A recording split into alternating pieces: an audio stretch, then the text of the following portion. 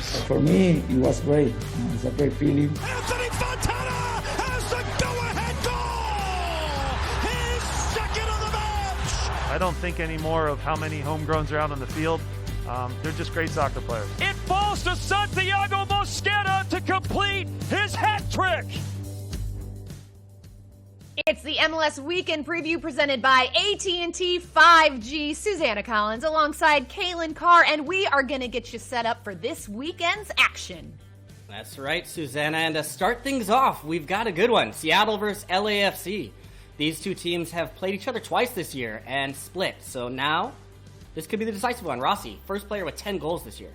Could be on Saturday, SKC versus Dallas. Santiago Mosquera scored a hat trick against Colorado on Wednesday, but they are up against Gerso Fernandez, who is rated the fastest player in MLS, at least by the FIFA rankings. I've got some issues with those rankings in my day, Susannah. Maxi Morales, they got some issues. He might be out in this one. NYCFC, though, have been unbeaten in their last 5. Speaking of FIFA ratings, though, Matt Turner, I feel like he got robbed. Totally snubbed. Miami have only lost once in their last 4 games, Calen. Atlanta, 1 win in their last 9. Not good, not good. Maybe a little bit better for New York Red Bulls. This is the first goal of the year for Aaron Long. Bradley Carnell earned his first win as the head coach last week versus DC United. Cincinnati got their first goal since the MLS is Back tournament. Let's keep it going, Cincy. Way to go, way to go. How about Columbus versus Nashville? The Crew are the top seed in MLS power rankings thanks to Gyasi Zardes, who continues his run at the Golden Boot, though. Nashville, they put up 4 goals on Atlanta last week, Calen. DC versus Toronto. This was a wild one last year. I don't know if you remember this. Toronto scored 4 goals in extra time. Goals have not come easy, though, for the other side. DC, they are on the slide. Orlando versus Chicago. How about Orlando, Calen? 11 points in their last 6 games. They're giving me all the feels. Chicago, though, they nearly pulled off the upset last week against Columbus. Didn't quite do it. Houston, La Panterita, he may be on his way out to join Reggie Cannon in Boa Vista. We'll have to see. Darwin Quintero scored 2 goals last time he went against the Loons. But, hey, the Loons, as Adrian Heath will tell you, they are strong. RSL versus Vancouver. Vancouver, the first Canadian team to cross the border. RSL, what an up and down season for them. Their last 3 results, 4-0 to Minnesota, 3-0 win against LAFC, 5-0 loss to Colorado. Yeah, Colorado, hey, looked like they found themselves in RNL, but then midweek against Dallas, not so good. Chicharito, he played an uneventful 33 minutes last week. We expect to see him more on the field in this one. At least he was out on the field, Calen. And we've got San Jose versus Portland, a rematch of the midweek game. Yimi Chara scored his first goal for MLS. 6 pair of brothers to team up on a goal in MLS history, Calen. Brothers, wow, that's nice. You know, Jim Curtin, actually, coach of this Philly team, his brother Jeff and I all played together in Chicago, so a little bit of history there. They're going to be playing against Montreal and a homecoming of sorts. Playing at Red Bull Arena, Thierry Henry will be taking his side back to New York. I like that storyline. All right, here's a look at the Eastern Conference standings. Philadelphia move up to 2nd place after their win over New England. And hey, Nashville above the playoff line after that 4-2 win over Atlanta.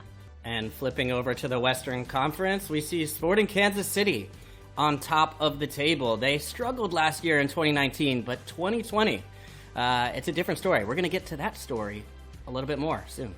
What's up, everybody? Welcome on into the MLS Weekend Preview presented by AT&T 5G. Susannah Collins with my guy, Calen Carr. We have a big weekend ahead, and it all kicks off on Friday. We have a great matchup between LAFC and Seattle. Now, Calen, despite the struggles of LAFC, which we talked about in depth last week, do you think these are the 2 teams that we are going to see in the Western Conference Finals this year? Oh, you want me to project forward in MLS in the year 2020?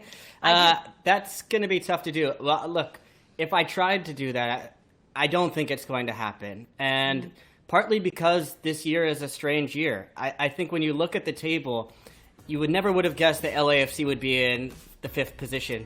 But I actually don't think it matters all that much this year. Home field advantage, without the supporter sections in stadiums, I think that's going to change the dynamic as we look towards the playoffs. And yes, when you look at some of the statistics and the rankings, they've been good. The goal differential one is where it stands out for LAFC. That back line has big question marks. I feel better about Seattle as the defending champs, and of course right now in better health. But I think there's going to be a wild run in the MLS Cup playoffs this year. I think we could see some unexpected teams make it deep, and the West is pretty wide open to me.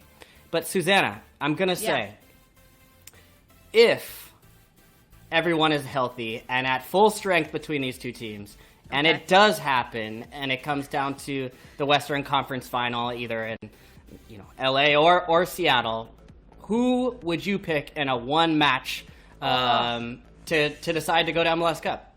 Oh man, this is a really, really hard question, because if you're talking full strength, it's pretty evenly matched, at least offensively for me. I mean, for LAFC, you cannot discount how important Carlos Vela and Edward Atuesta are, and then you add Diego Rossi and Brian Rodriguez. And then for Seattle, it's, Raul Ruidiaz and Nico Ladero and Jordan Morris. But then it's defensively where I think that becomes the big factor here. And LAFC have been shipping goals like nobody's business this year. And I am really concerned about them in the back. I think Seattle has it way more figured out defensively. And so if I'm going head to head for that reason, based on defense, I think Seattle is the stronger side. I think I agree with you. Yeah. You want to, in playoffs, defense matters. And a little bit of news, actually. Brad Smith just came back to Seattle from being at Bournemouth. So that him at left back, and the way he's able to combine with Jordan Morris and overlap, and Morris tucks in, they had a really good dynamic going. So for a club that is already in pretty good shape, to get a familiar face that they know is not going to take a long time to reintegrate into the squad, it's another nice signing for the Sounders fans. As far as Busio has a chance again to go near post, and he's found the back of the net. Gianluca Busio has got his first goal of the year. Can Johnny Russell put it away? He can! Zusi to Russell to Gerso. Back to Shelton. Kyrie Shelton puts it in! What a goal from Sporting Kansas City! From the high press to the finish by Shelton. All right, Susannah, I want to try out this hosting gig for a little bit. Boy. You get to Here we go. ask all the questions. I'm going to take my turn and say Sporting Kansas City is the only team left in Major League Soccer that has scored a goal in every single match this year so far. Mm-hmm. And after 2019, let's face it, last year it was bad. It was real bad. But this year, top of the table. Are you surprised by Sporting Kansas City and their resurgence? Ooh, I'm so glad you asked this question, Calen, because no. The answer is no. I am not surprised. And one of the biggest reasons I'm not surprised is because this is a team that is coached by Peter Vermees. Nobody wants to win more than Peter Vermees. He is a guy who sets expectations for his club so high every single year. They expect to be in the postseason. Last year was the first time they missed the postseason since 2010. They are perpetual contenders.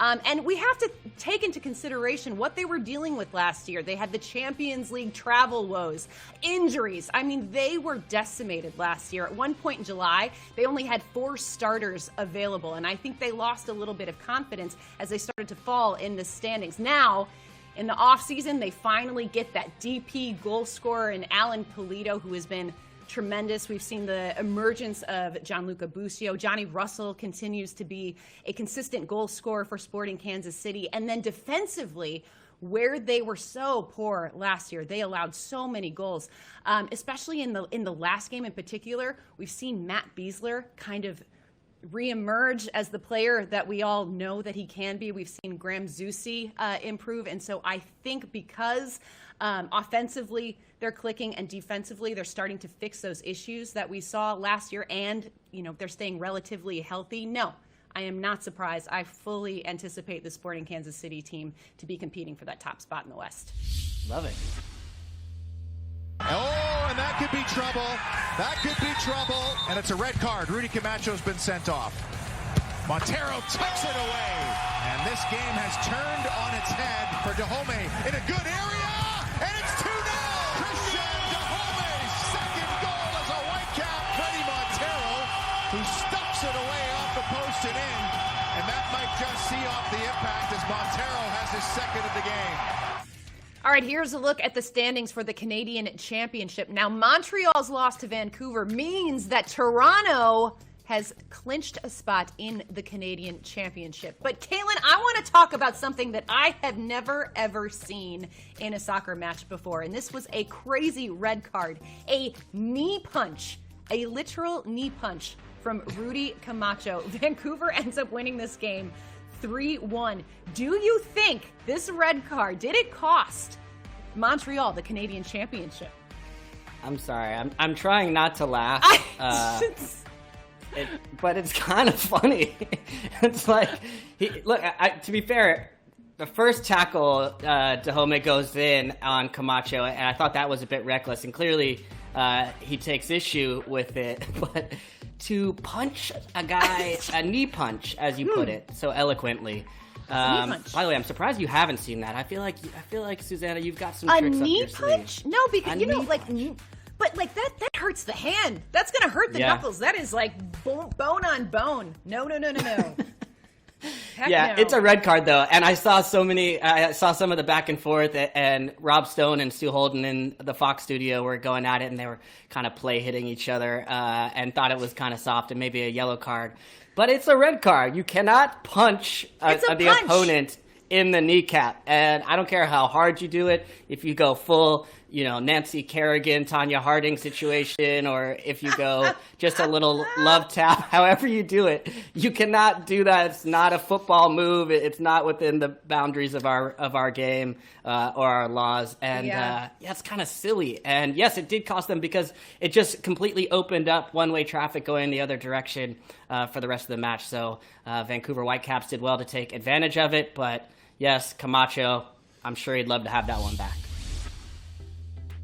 During the month of September, Major League Soccer and Continental Tire are teaming up to raise awareness and funds for childhood cancer. Now in its 7th year, the Kick Childhood Cancer campaign aims to find better cures for all types of childhood cancer, and now more than ever provide support to one of the most vulnerable populations. You can log on to MLSsoccer.com/MLSworks for more details. Nagbe hits it up to himself, and what a strike from Darlington Nagbe out of absolutely nowhere. Zelaryan off the redirection. El Mago does it again at Monterey. 1-0. It goes to Santos. The team that leads the league with goals after halftime just adds another. It falls to Zardes. He's onside. Count it. There you have it. There you have it. You were waiting for it, Columbus, and you got it. Time now for AT&T 5G Call to the Field. And for that, we bring in Columbus Crew Analyst, co-host of the MLS Assist podcast for The Athletic, also co-host of the U.S. Soccer podcast with our very own Charlie Davies, former pro player and just delightful human all around, Jordan Angeli. Jordan, thank you so much for coming on the show. It's great to see you. Well, good to see you guys too. That was a really nice intro. Thank you for that. Yeah. We really like to build our guests up, just I like it. Right off the top. We got a lot going on. That was it's like, how do I get on the podcast game? I'm just starting. We'll get to that later on in the show, Calen. This is about Jordan right now. Jordan, I have to ask you just about being in Columbus right now, because for a team that faced some serious adversity over the last couple of years, it's got to feel pretty good to be in the place you are now with the team doing so well, a new ownership group, a new stadium coming in very soon. What's it been like for you? Susannah, it's been amazing. And you're so right with that. This club has gone through a lot of adversity, but to be the first MLS club to be saved, they're doing things that really have never been done before. And when you talk about the new stadium coming, I got to go tour it the other day, and to see it all being resurrected, it is going to be ridiculously cool. I can't wait to have you guys out here and check it out. But this club, man, they are doing things right, and it is really fun to be a part of. And it helps too when things are going well on the field. Yeah, let's talk about how well the Columbus Crew are doing right now. First place in the East, 7-1-3 on the season. And last week, Jordan, I got to be honest, Calen and I posed the question. We were like, is this Columbus team that good? Or perhaps maybe it's a product of having a sort of easy schedule, if you will, in this first phase. Now, phase two. I just want to be clear. I said it was not the schedule. Well, let's just talk too. Phase one, there was Philly in there and New York City FC. Very true. So it wasn't as if it was all a walk in the park. You look at these next three opponents, and Nashville's coming in this weekend riding high. 4 goals for them, their best offensive performance. So a confident team. But then Minnesota, a chip on the Crew's shoulder after that game in MLS's back tournament. You know that's something that they're excited for the rematch there. And then you talk about a Toronto team. This is a really interesting match to me because both of these teams do similar things. They want a high press. They want to win the ball back as high up on the field as a team, as a unit as possible, but then they'll possess. So this, to me, is maybe the biggest challenge of these next 3 games is how do the Columbus Crew play a Toronto FC team who it's almost a chess match in that one. So I definitely am looking forward to that one. But all 3 games, yeah, they're going to be challenging. Well, part of the challenge may also be in who's available and who might be out. And we've seen teams across the league having to struggle with some of the challenges of this year, particularly in the condensed schedule and all of that. For Columbus, they've been without Zelaryan. I think he's missed 4 of the last 6 matches. And then Darlington Nagbe missed the game versus Chicago, I believe, with a knee injury. How is the health of the group? And do you think they can withstand some of this tough part of the schedule, even if some of these names may not be available or at full strength? Well, I think we've seen that they can withstand it just from what they've done already, not only through MLS's back, but in this first phase of you always want your best players to be available. But I think Caleb Porter and the whole entire staff here with the Crew have built a really deep squad, and they've proven that in the results that they've gotten with a variety of lineups. When it comes to Zelaryan and Nagbe, you want those players on the field. They are game-changing players and both progressing from 2 different knee injuries. If you guys watched the Philly game, you saw Nagbe in the box go knee to knee with a Philadelphia player. And it was one of those that gave me the willies because it just didn't look fun. So he's working through a little bit of a contusion there. And then Zelaryan, a really minor MCL sprain that he had. And they're both in training. They're both trying to work back. But I think what the Crew have proven is they have a variety of players who can step up, even within their midfield and winger spots, and the variety that they can put on the field and interchangeability that they have. I think that it's almost been a blessing in disguise to show this team and unite this team and say, hey, and the next player can step up, and that's how deep we are. Well, one player I want to talk to you about, Jordan, Gyasi Zardes. Okay, one of the most polarizing players in the league. Whether or not that's fair is an entirely different discussion. But he's been silencing his critics this season. He's got 8 goals on the season. I'm sure that you hear a lot about him from the U.S. soccer fans. But right now, Jordan, I want you to make the case. Why is Gyasi Zardes a quality player? Well, you guys know this, right? In being an MLS for so long, is the goal scorers tend to get the biggest hype around them, whether it's good or bad. And I feel like Gyasi has ridden that from a very early time in his career where he was a big time goal scorer till now. What he's done is adapted his game. I think he has done a really good job of being able to connect in the midfield and be that player who connects the lines and doesn't lose the ball very much anymore in those positions. But I have enjoyed being here in the stadium at Mafre and watching what Gyasi does off the ball. He is so intelligent in his running that he will notice when another player is better at occupying a space than him, and he'll pull defenders out because they have to honor who he is in front of goal in dangerous spots. And so he pulls defenders out, and his movement off the ball, I think, it's differentiating him from other forwards.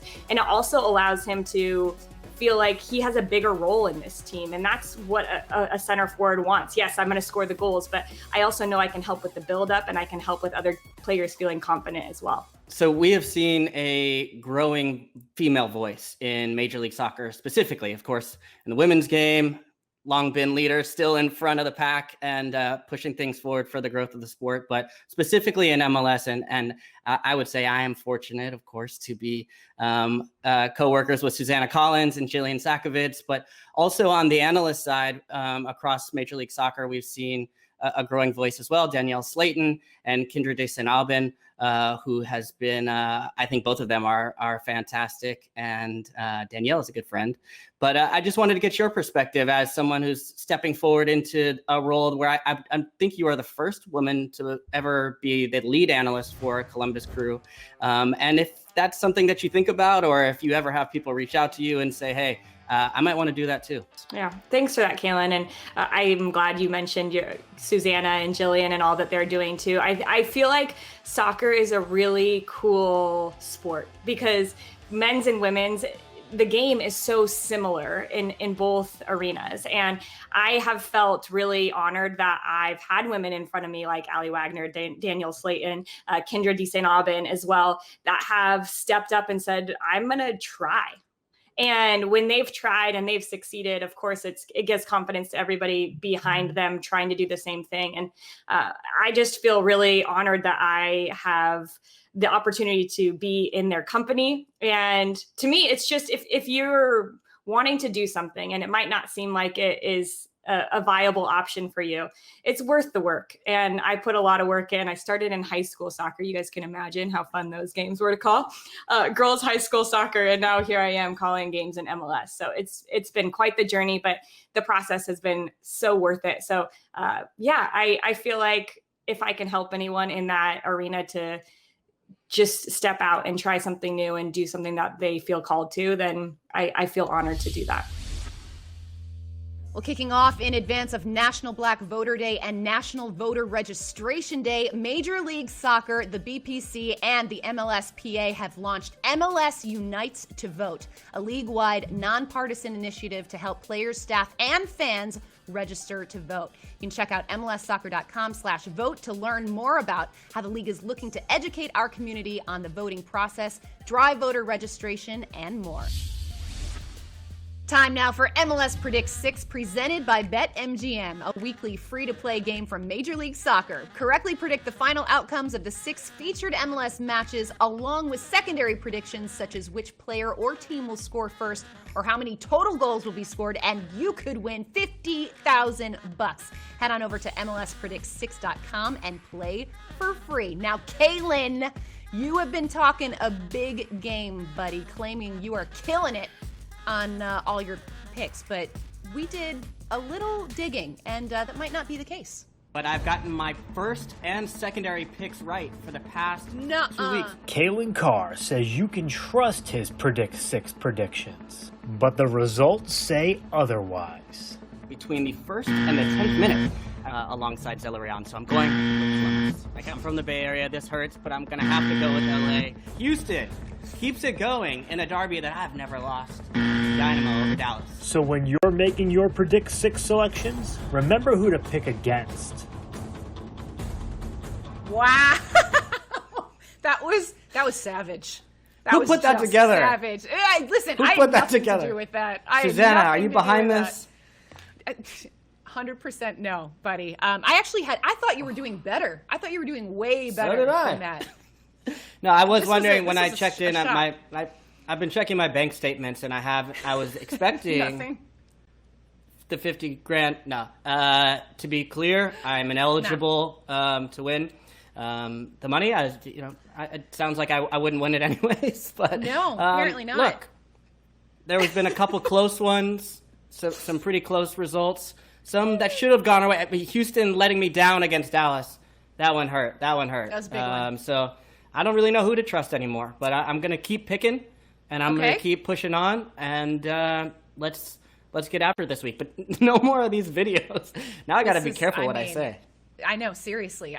We're all on watch now. Okay, give me your pick of the week, Calen. All right, well, this will probably be pulled immediately and replayed next week at my own expense. But I'm going with the Galaxy against Colorado. And to give people a little bit of a peek behind the window as why I'm making these picks, the Galaxy have been unbeaten in 6 matches.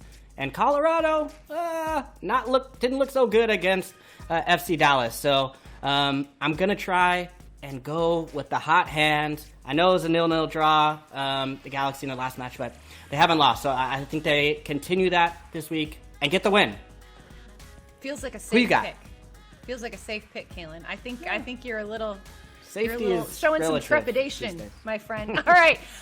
For my pick, I am going with Portland over San Jose. Now, they drew earlier in the week, but we saw Yimi Chara get his first goal of the season, and I just think that that's a good sign for this Portland Timbers team, especially in the absence of Sebastian Blanco. I think they're a deep enough team that they're going to miss him certainly, but I think that there is enough there for them to get the win. Also, I just have to give a shout out. We had Gyasi Zardes on the call up this week. Great episode. You should check it out. So I figured I had to give Rose City and Gio some love. I'm going Portland over San Jose.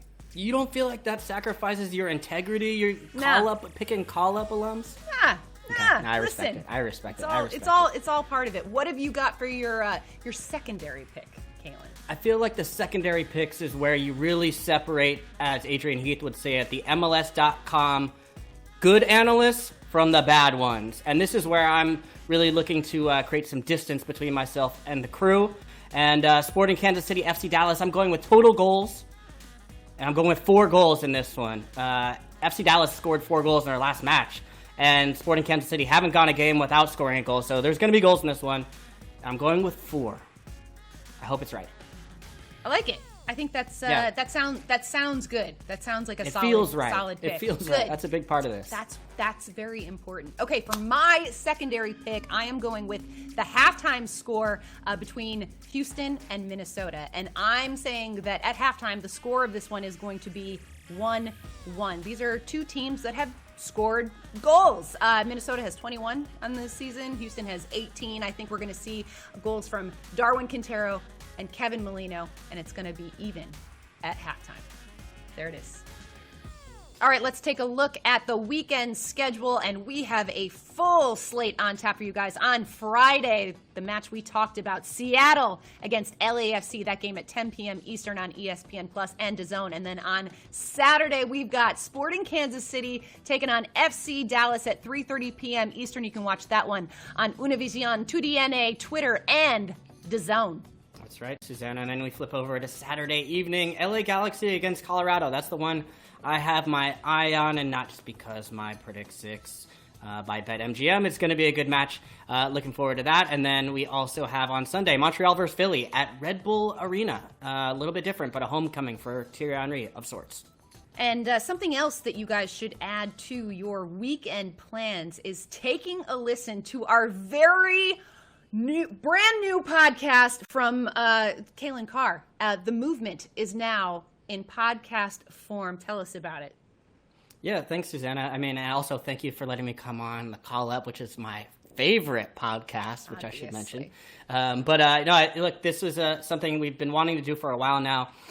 For those who follow the video series, you would know we generally travel around and get closer to people and the places and the stories around the game, often that intersect with it as from a cultural lens. And we haven't been able to do that. And so now I was able to instead start to do audio, remote interviews with players like Ray Gaddis when he was home in Indianapolis at the protests, or Jeremy Abobasi when he was in Portland before he went to the bubble. And we talked about the formation of the Black Players for Change and followed them with interviews in Orlando and then even when they returned to their home markets. So I think hearing these player stories for me was very impactful. A lot of these guys are my close friends, and we've talked about it on the range of our shows in MLS this year, but it's important to follow up with them. I know they just had the MLS Unites with voting is a focus for the league and the BPC. But yeah, just want to keep following in their footsteps, continue to support like we all are. And here, I think we have a clip of the podcast. So if you can, please go and subscribe to the podcast wherever you listen to them. MLS is back, but Black lives still matter. They mattered yesterday, they matter today, and they must matter tomorrow.